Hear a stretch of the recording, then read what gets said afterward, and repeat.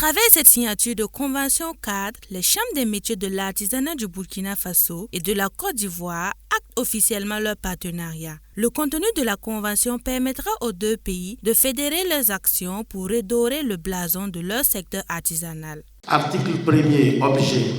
La présente convention crée un cadre juridique et institutionnel de collaboration et d'engagement réciproque entre la CEMABF et la CMCI. Ce cadre vise l'opérationnalisation d'actions concrètes devant contribuer au développement des entreprises artisanales, tant burkinabées qu'ivoiriennes. Il permet une solidarité enrichissante à travers la mise en œuvre d'ateliers de coopération consulaire et des formations professionnalisantes, desquelles prennent part des ressortissants des deux institutions en vue du renforcement de leurs capacités.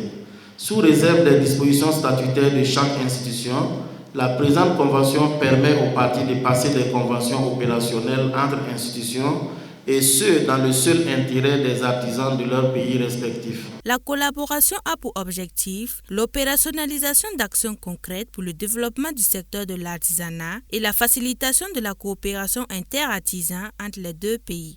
Nous sommes deux jeunes chambres à côté de plusieurs chambres consulaires créées dans nos différents pays. Alors donc nous devons mettre nos forces ensemble pour pouvoir développer les activités de l'artisanat et adapter à la modernisation afin de pouvoir moderniser et faire de nos artisans des artisans modernes et modèles.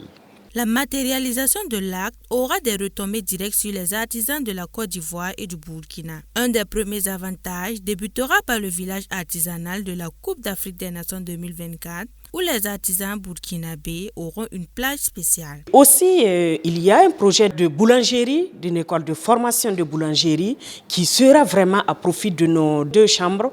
Et également, il y a aussi, en tout cas, un projet sur la filature et même, en tout cas, une unité de teinture au profit de nos artisans. C'est pour dire, c'est voir dans le sens du besoin où nous devrons en tout cas conjuguer nos efforts afin de mettre en place, surtout au profit de nos acteurs qui attendent de nous.